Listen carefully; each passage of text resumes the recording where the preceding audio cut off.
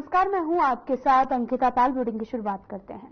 जसपुर नगर पालिका परिषद की तरफ से स्वच्छता ही सेवा अभियान के तहत वेस्ट टू आर्ट प्रतियोगिता में बलदेव सिंह ईका के करीब 500 बच्चों ने बढ़ चढ़कर हिस्सा लिया है। बच्चों ने वेस्ट सामान से बनाई गई कलाकृतियों ने लोगों को हतप्रभ कर दिया है और ईओ शाहिद अली ने बच्चों को स्वच्छता की शपथ दिलाकर स्वच्छता के प्रति जागरूक करने के लिए कहा और सोमवार को बलदेव ईका सभागार में प्रधानाचार्य एस भंडारी और साथ ही बच्चों को सूखे और गीले कचरे को अलग अलग करने और कचरे को खाद में बदलने, प्लास्टिक बोतलों में प्लास्टिक कचरा भरकर इको ब्रिक्स बनाने के टिप्स दिए हैं। दरअसल पूरा मामला जसपुर से है, जहां पर वे सामान से बच्चों ने कलाकृतियां बनाई हैं। नगर पालिका परिषद का स्वच्छता कार्यक्रम चलाया गया, जहां पर नगर पालिका परिषद का ये स्वच्छता कार्यक्रम आयोजित किया गया, जहां पर वेस्ट टू आर्ट प्रतियोगिता का आयोजन किया गया, जहां पर वेस्ट मटेरियल से कलाकृतियां बनाई गई। बच्चों को तमाम तरह के आर्ट्स वेस्ट मटेरियल से सिखाए गए हैं।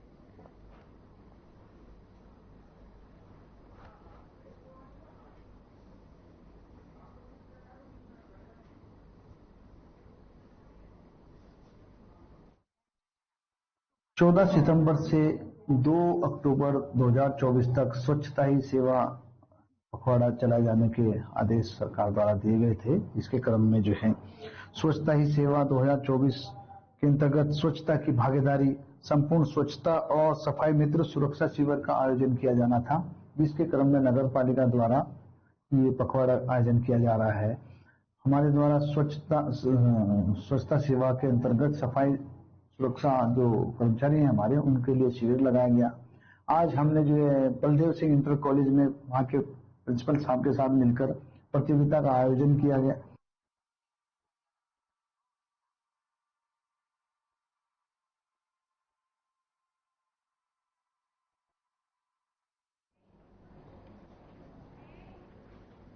हरिद्वार जिला कलेक्ट्रेट सभागार में जिलाधिकारी कमीम सिंह की अध्यक्षता में गंगा संरक्षण समिति की 93वीं बैठक आयोजित की गई है। इस दौरान गंगा की स्वच्छता और तटों पर हो रहे अतिक्रमण जैसे महत्वपूर्ण मुद्दों पर चर्चा की गई है। जिलाधिकारी ने बताया कि गंगा किनारे कुछ अतिक्रमण की शिकायतें मिली हैं, साथ ही कुछ नाले अभी भी सही तरीके से कार्य नहीं कर रहे हैं, जिसमें गंगा प्रदूषण का खतरा है।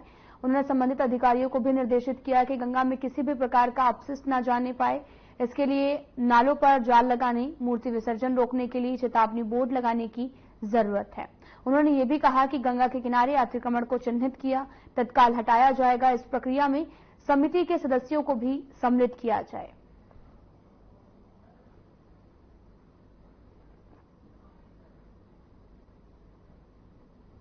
गंगा संरक्षण समिति की आज बैठक हुई है और इसमें विभिन्न बिंदु जो है चर्चा में आए हैं। विभिन्न एनजीओज और बाकी जो मेंबर्स थे सभी लोग उपस्थित थे और जो गंगा में कुछ एक सूचनाएं मिली हैं कि उनके बेल्ट में कुछ अतिक्रमण हुआ है और कुछ नाले जो है अभी भी जो है ट्रैप्ड नहीं है अच्छी प्रकार से, ऐसी शिकायतें मिली हैं।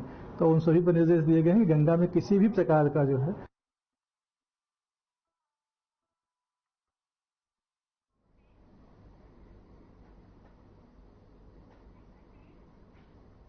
9 अक्टूबर को दिल्ली में होने वाले भारत बांग्लादेश क्रिकेट मैच का साधु संतों ने विरोध किया है। जूना अखाड़े के महामंडलेश्वर स्वामी नरसिंहानंद ने जूना अखाड़े पहुंचकर साधु संतों के साथ नारेबाजी करते हुए मैच रद्द करने की मांग की। संतों का कहना है कि बांग्लादेश में हिंदुओं पर अत्याचार हुआ, बावजूद इसके बांग्लादेश के साथ क्रिकेट मैच खेला जाना हिंदुओं के साथ अन्याय है। इसी कड़ी में यदि नरसिंहानंद ने कहा कि मैच को रद्द करने के लिए बीसीसीआई को पत्र लिखा गया, अगर मैच को रद्द नहीं किया गया तो वो अग्नि समाधि लेने को मजबूर होंगे। आपको बताते चले कि दिल्ली में भारत बांग्लादेश क्रिकेट मैच चल रहा, जिसको लेकर दिल्ली में भारत बांग्लादेशी क्रिकेट मैच को लेकर हरिद्वार में साधु संतों ने जमकर विरोध भी किया है और साथ ही अग्नि समाधि लेने की चेतावनी देते हुए नजर आए हैं। आपको बताते चलें कि पूरा मामला हरिद्वार से है, जहां पर भारत और बांग्लादेश के बीच 2 टेस्ट की सीरीज का दूसरा मुकाबला जारी है, तो वहीं दूसरी तरफ दिल्ली में भारत बांग्लादेश क्रिकेट मैच का विरोध भी देखने को मिल रहा है। आपको बताते चलें कि 1 अक्टूबर को टेस्ट का आखिरी दिन था और साथ ही मैच रोमांचक स्थिति में पहुंच चुका है। संभव है, हम सब कुछ करेंगे। ऐलान किया है, क्या ऐलान है और उसकी जरूरत क्यों पड़ गई? देखिए, ऐलान तो हमारा सिर्फ ये है कि दिल्ली में बांग्लादेश पाकिस्तान का मैच नहीं होना चाहिए। हमारा केवल ये ऐलान, और कोई ऐलान है नहीं हमारा तो केवल इतना ही ऐलान है कि बांग्लादेश का पाकिस्तान का मैच नहीं होना चाहिए। क्यों? क्योंकि बांग्लादेश ने अभी हमारे लाखों भाइयों को मार दिया, हमारी बहन बेटियों की दुर्गति की, और जहां बांग्लादेश है वहां दुर्गा पूजा के लिए मना कर दिया कि नवरात्रि में कोई दुर्गा पूजा नहीं हो सकती। तो ऐसे में जो ये अपमानजनक और ये अन्यायपूर्ण व्यवहार, सीएम पुष्कर सिंह धामी ने सोमवार को हरियाणा विधानसभा चुनाव में पार्टी प्रत्याशियों के समर्थन में आयोजित जनसभाओं में कहा कि बीजेपी सरकार ने पिछले 10 सालों के भीतर हरियाणा की तस्वीर को बदल दिया है। कांग्रेस यहां फिर से कट कमीशन करप्शन का खेल शुरू करना चाहती है। मुख्यमंत्री धामी ने बीजेपी प्रत्याशी राम कुमार गौतम, सतपाल जाम्बा, गणेश अदलखा के समर्थन में अलग अलग स्थानों पर जनसभाएं की है और कहा कि देश के साथ हरियाणा भी विकास के क्षेत्र में आगे बढ़ा। हरियाणा सामाजिक और आर्थिक रूप से बुलंदियों को छू रहा है।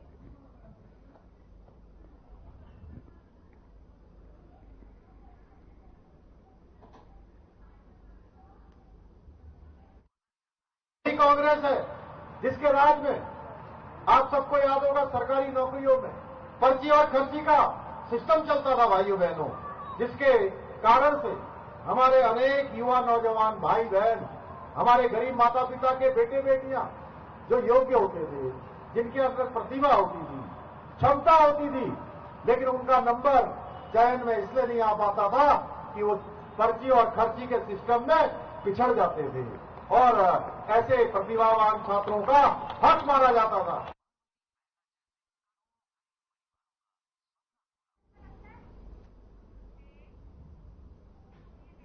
हरिद्वार जनपद में स्वास्थ्य सेवाओं के सुधार की दिशा में राज्य सरकार निरंतर प्रयासरत है। सीएम पुष्कर सिंह धामी के विशेष प्रयासों से जल्द हरिद्वार मेडिकल कॉलेज का संचालन शुरू होने जा रहा है और मेडिकल कॉलेज के लिए 100 मेडिकल सीट आवंटित की गई हैं। सीएम धामी ने इसके लिए प्रधानमंत्री नरेंद्र मोदी और केंद्रीय स्वास्थ्य मंत्री जेपी नड्डा का आभार व्यक्त किया। दरअसल मैदानी जनपद होने के बावजूद हरिद्वार में चिकित्सकों की कमी थी और ऐसे में मुख्यमंत्री धामी और स्वास्थ्य मंत्री डॉक्टर धन सिंह रावत के विशेष प्रयासों से हरिद्वार में मेडिकल कॉलेज निर्माण कार्य प्रारंभ हुआ है और स्वास्थ्य सचिव डॉक्टर आर राजेश कुमार के विशेष प्रयासों से अल्प समय में इसका जो भवन है वो बनकर तैयार हो गया। हरिद्वार मेडिकल कॉलेज के लिए शुरुआती चरण में 100 MBBS सीटों को मंजूरी मिली है। वहीं सीएम धामी ने कहा कि राज्य की स्वास्थ्य सेवाओं में सुधार के लिए हमारी सरकार सतत रूप से कार्य कर रही है।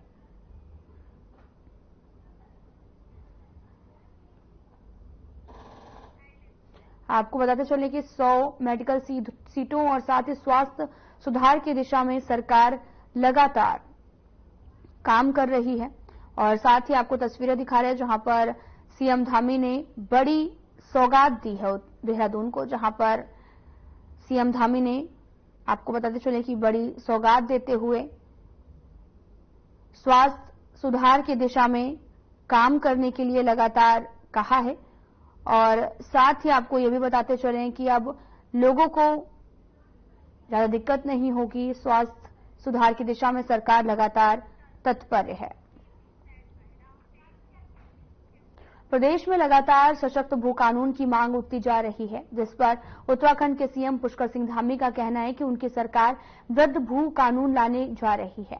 पूर्व सीएम डॉक्टर रमेश पोखरियाल निशंक ने प्रदेश में भू कानून को लेकर अपनी राय भी रखी। उन्होंने बताया कि उत्तराखंड भू कानून की दिशा में निश्चित रूप से सीएम पुष्कर सिंह धामी कुछ सोच रहे हैं। उन्होंने कहा कि हम शुरू से ही हिमाचल प्रदेश की तर्ज पर उत्तराखंड में भू कानून लागू किए जाने के पक्ष में है, क्योंकि भौगोलिक परिस्थितियों के अनुसार उत्तराखंड का करीब 70% क्षेत्र वन भूभाग वाला है और 30% भूभाग में लोगों की दुकानें और मकान हैं। इसके साथ ही उन्होंने कहा इसलिए बहुत जरूरी हो जाता है कि हम किस तरीके से इसको संरक्षित रख सकें। उन्होंने कहा कि इस दिशा में मुख्यमंत्री जरूर विचार कर रहे हैं।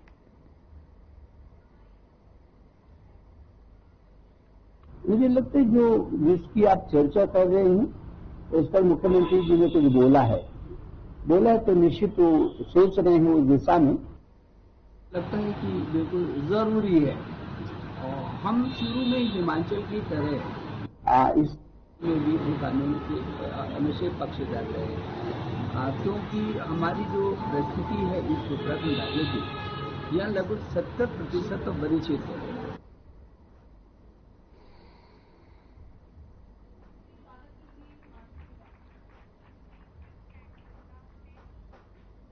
केंद्रीय परिवहन और राजमार्ग राज्य मंत्री अजय टम्टा को छोड़कर उत्तराखंड के सभी सांसदों को इस बार सांसद समिति की जिम्मेदारी दी गई है, जिसमें पूर्व सीएम और हरिद्वार सांसद त्रिवेंद्र सिंह रावत को साइंस और टेक्नोलॉजी के साथ पर्यावरण समिति की जिम्मेदारी दी गई है। इस बात पर हरिद्वार सांसद त्रिवेंद्र सिंह रावत ने कहा, मुझे मेरी अभिरुचि का विभाग मिला है। साथ ही उन्होंने ये भी कहा, हम इस बात पर जरूर गौर करेंगे कि हम पर्यावरण संरक्षण के लिए क्या क्या कर सकते हैं।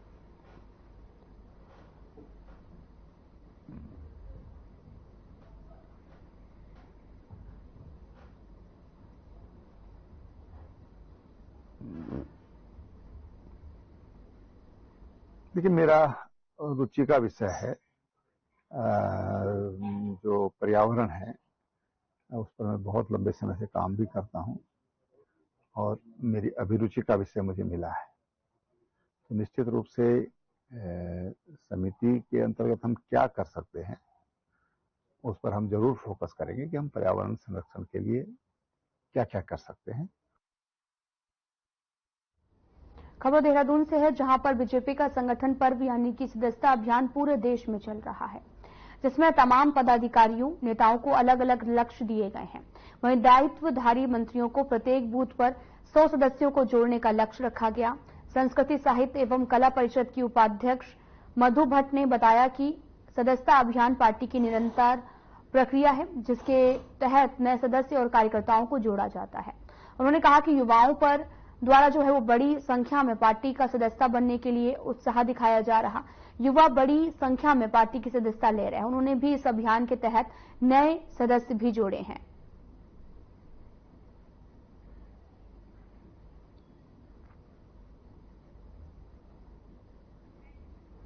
आपको बताते चलें कि प्रत्येक बूथ पर 100 सदस्यों का जोड़ने का लक्ष्य रखा गया है। सदस्यता अभियान पूरे देश में लगातार जारी है, जहां पर आपको बताते चलें कि नेताओं को अलग अलग लक्ष्य जो हैं वो दिए गए हैं और लक्ष्यों के अनुसार कार्यकर्ता भी काम कर रहे हैं। प्रत्येक बूथ पर 100 सदस्यों को जोड़ा जा रहा है और अलग अलग बूथ पर और साथ ही 100 सदस्यों को जोड़ने का लक्ष्य रखा गया और 100 सदस्यों को लगातार जोड़ा भी जा रहा है। आपको बताते चलें कि लाखों लोग अब तक जुड़ चुके हैं और नेताओं को भी अलग अलग लक्ष्य दिए गए हैं। सदस्यता अभियान हमारी भारतीय जनता पार्टी की एक निरंतर प्रक्रिया है। इसके तहत हमारे जो है भारतीय जनता पार्टी में आम जनता इसमें जुड़ती है और वो यहाँ पर सदस्य बनती है। इसी के तहत ये अभियान चल रहा है और बहुत बड़ी संख्या में जहाँ भी कैंप लगाए जा रहे हैं, बहुत बड़ी संख्या में आम जन जो है इससे भाजपा से जुड़ना चाहती है। अभी लगातार निरंतर ये जो हमारे माननीय विधायक हैं,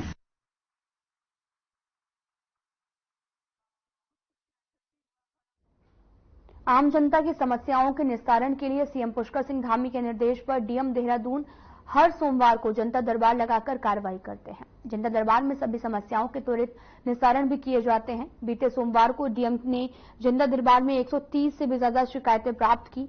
देहरादून के डीएम सविन बंसल ने लोगों को बताया कि ज्यादातर शिकायतें भूमि विवाद और सुदूरवर्ती क्षेत्रों में बिजली कनेक्टिविटी, बसों के संचालन सहित अन्य घरेलू विवाद से जुड़ी हुई सामने आई हैं। इस दौरान ज्यादातर शिकायतों का निस्तारण जिलाधिकारी ने मौके पर किया है, लेकिन ऐसी शिकायतें मिली हैं जिसके निस्तारण के लिए संबंधित अधिकारियों को दिशा निर्देश दिए गए। डीएम ने अधिकारियों को निर्देश दिए हैं और सभी मामलों पर गंभीरता से कार्रवाई करते हुए आम जनता को राहत दी जाए।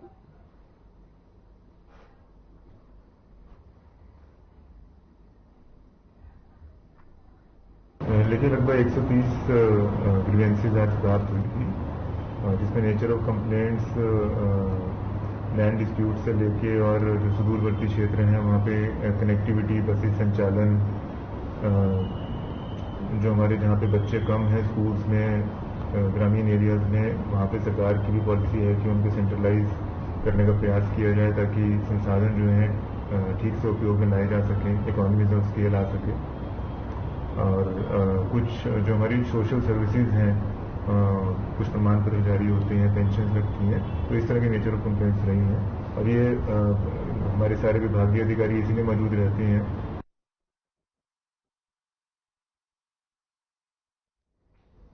पौड़ी जिले में विधिक सेवा प्राधिकरण के निर्देशन पर 19 सितंबर से 2 अक्टूबर तक स्वच्छता ही सेवा कैंपेन के तहत जिला विधिक सेवा प्राधिकरण कार्यालय परिसर समेत तहसील से लेकर BSNL कार्यालय तक स्वच्छता अभियान चलाया गया है। सिविल जज सीनियर डिवीजन एवं सचिव जिला विधिक सेवा प्राधिकरण अकरम अली की मौजूदगी में चलाए गए स्वच्छता अभियान के जरिए आम जनता को अपने आसपास के क्षेत्र में साफ सफाई करते रहने के साथ ही स्वच्छता बनाए रखने के लिए प्रेरित किया गया। सचिव जिला विधिक सेवा प्राधिकरण अकरम अली ने बताया कि आगामी 2 अक्टूबर तक चलने वाले स्वच्छता कार्यक्रम के तहत जनपद के कई स्थानों पर वृहद रूप से स्वच्छता को लेकर अभियान चलाए जा रहे हैं, जिसको लेकर सरकारी विभागों, स्कूली छात्र छात्राओं का भी सहयोग लिया जा रहा है। लोगों से स्वच्छता जागरूकता रैली में प्रतिभाग करने की अपील भी की गई है। 2024 तक ये एक बृहद स्वच्छता अभियान का आयोजन किया जा रहा है। इसमें न केवल न्यायालय परिसर को स्वच्छ रखना है, साफ सफाई हर एक स्थान की जानी है, बल्कि पूरे जिले में एक स्वच्छता संबंधी अभियान भी चलाया जा रहा है, जिसमें सरकारी विभागों के साथ उनके सहयोग से स्कूली छात्र छात्राओं के साथ विश्वविद्यालय परिसर पर भी इस तरह का स्वच्छता अभियान चलाया जा रहा है। इसमें अभी तक जिले के कई स्थानों पर यह स्वच्छता अभियान का आयोजन किया जा चुका है।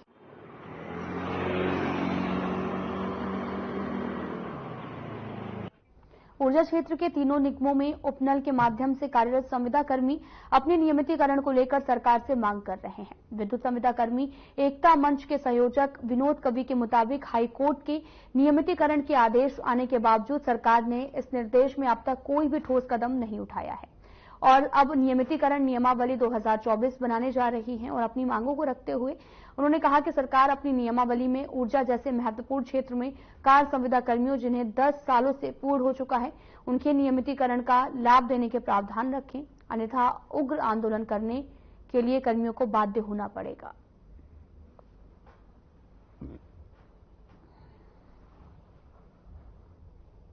देखिए, ये जो हमारा जो आंदोलन है, ये ऊर्जा क्षेत्र के जुड़े हुए जो उपनल के माध्यम से संविदा कर्मचारी है, जो तीनों निगमों यूपीसीएल, यूजीवीएल और पेट्रोल में काम करते हैं। हमको काम करते 10 साल से ज्यादा हो गया है, कोई 10 से 15, 20 साल तक हम लोग काम कर रहे हैं। कोर्ट के आदेश है हमारे पक्ष में नियमितीकरण को लेके, लेकिन अभी तक सरकारों ने नियमितीकरण की ओर कोई कदम नहीं उठाया। अभी राज्य सरकार रिसेंटली अभी हाईकोर्ट के निर्णय के बाद एक नियमितीकरण नियमावली 2024 लाने वाली है।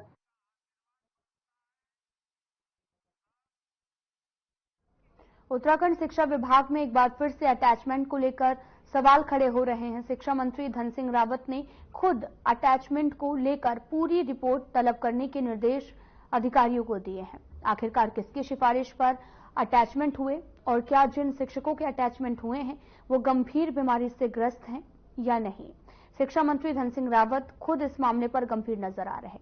प्रदेश में 46 प्रवक्ता ऐसे हैं जो अपने मूल स्कूल को छोड़कर दूसरी जगह अटैचमेंट पर हैं। 76 LT संवर्ग के शिक्षक हैं जो अपने मूल विद्यालय को छोड़कर दूसरी जगह पर अटैच हैं। 200 प्राइमरी शिक्षक ऐसे हैं जो अपने मूल विद्यालय को छोड़कर दूसरी जगह पर अटैच हैं। हैरान करने वाला आंकड़ा मिनिस्टर संवर्ग के कर्मचारियों का भी है। 300 मिनिस्टर संवर्ग के कर्मचारी अपने मूल जगह से दूसरी जगह अटैच हैं।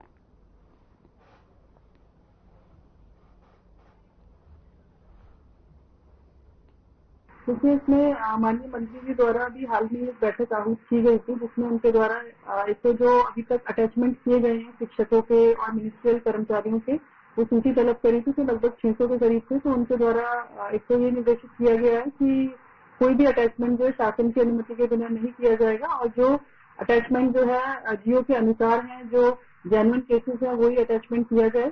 तो जो वास्तविक जिन्हें जरूरत है उनका तो संगठन ने कभी विरोध नहीं किया और अभी भी नहीं करेगा। लेकिन जितने भी फर्जी, हम तो आज भी कह रहे हैं, जितने भी फर्जी मेडिकल वाले हैं उनकी जांच होनी चाहिए और उन्हें पकड़ के BRS दे देना चाहिए, मेरा अपना व्यक्तिगत मानना है। और रही अटैचमेंट की बात, खाली ब्यूरो जुटाने से कुछ नहीं होता, इसे महानिदेशकों को साहस भी करना पड़ेगा। कम से कम एक तरफ ज्ञान नियम के अंतर्गत शिक्षक का स्थानांतरण हुआ, उसे तो कार्य मुक्त नहीं कराया जा रहा है।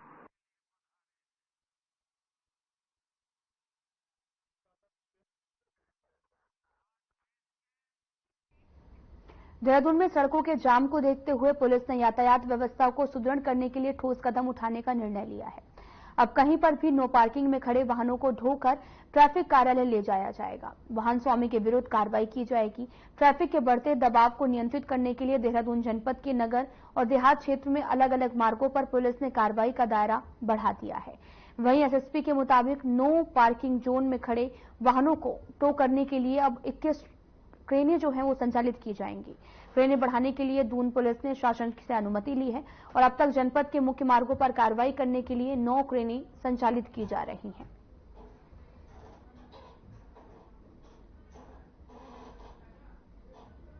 शहर की यातायात व्यवस्था के लिए यहाँ पर हमारी 9 क्रेन यहाँ पर कार्यरत थी, जो PPP मोड में चल रही थी। लेकिन जिस तरह से यातायात का दबाव बढ़ रहा है, अभी त्योहार का सीजन भी आ रहा है, साथ ही साथ एलिवेटेड रोड भी अब ओपन हो जाएगी आने वाले कुछ मंथ में, तो बहुत सारे टूरिस्ट भी आएंगे।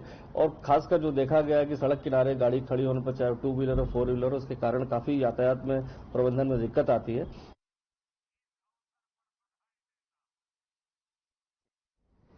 विश्व शांति का संदेश देने के लिए आगामी 2 अक्टूबर को गांधी जयंती के दिन शहर में भारतीय जैन मिलन की ओर से मैराथन दौड़ का आयोजन किया जा रहा है। सोमवार को भगवान महावीर का संदेश जन जन तक पहुंचाने के उद्देश्य से 108 मुनि उपाध्याय विकसन सागर महाराज ने बताया कि भगवान महावीर के 2500 से 50 वर्ष हो गए हैं। विश्व शांति और स्वास्थ्य की कामना को लेकर पूरा देश दौड़ेगा, शांति मार्च निकालेगा। उन्होंने कहा कि भगवान महावीर किसी विशेष के महावीर ना होकर सभी जनमानस के महावीर हैं। उन्होंने अपने उपदेश में अहिंसा जियो और जीने दो, जल ही जीवन है, वनस्पति में जीव है और पर्यावरण सुरक्षा का संदेश दिया है। 2550वें निर्माण वर्ष के रूप में मना रहे हैं, जो 14 नवंबर 2023 से शुरू हुआ था और 1 नवंबर 2024 तक चलेगा। इस बीच में हमने बहुत सारी प्रतियोगिताएं की, जिसमें कि बच्चों में भाषण प्रतियोगिता, बच्चों में चित्रकला प्रतियोगिता, बच्चों में निबंध प्रतियोगिता, जिसमें कि भगवान महावीर के संदेश जैसे पर्यावरण संरक्षण, जल संरक्षण, जियो और जीने दो, अहिंसा परमो धर्म, इन सब के ऊपर बच्चों ने अपने अपने विचार रखे और उन बच्चों को हमने महाराज श्री के सानिध्य में उन्हीं के विद्यालय में जाकर मैराथन दौड़ का जो आयोजन है वह विश्व शांति के लिए, जन जन में सौहार्द प्रेम बढ़े, एक दूसरे के विचारों से सहमत हों, एक दूसरे के प्रति अपनी शुभ विचारों को रखें, एक दूसरे से मिलनसारता हो, एक दूसरे के प्रति आदान प्रदान शब्दों का संवाद हो। देहरादून शहर में लगातार जिलाधिकारी और नगर निगम अधिकारियों द्वारा नालियों और नहरों की लगातार साफ सफाई अभियान चलाया जा रहा। नगर निगम के सफाई कर्मचारियों द्वारा अधिकारियों की मेहनत पर पानी फिरता नजर आ रहा। शहर में कई जगह पर देखा गया कि सफाई कर्मचारी द्वारा सफाई करने के बाद इकट्ठा हुए कूड़े की नालियां और नालों के अंदर फेंका जाता है। इसके बाद बरसात होने पर पानी नदी नालों में जाने के बजाय रोड पर भी नदी जैसी स्थिति में पैदा हो जाता है। उपनगर उपायुक्त गोपाल राम बिनवाल ने कहा कि जल्द ही ऐसे सफाई कर्मचारियों के खिलाफ कार्रवाई किया जाएगा, सुपरवाइजर को निर्देशित किया जाएगा।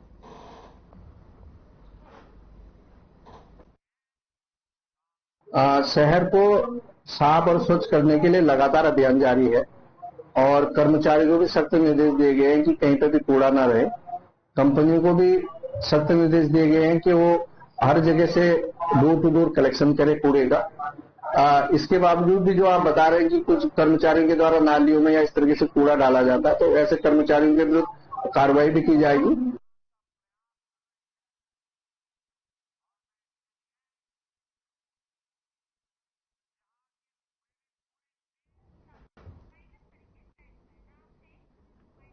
फिलहाल में इतना ही। नमस्कार।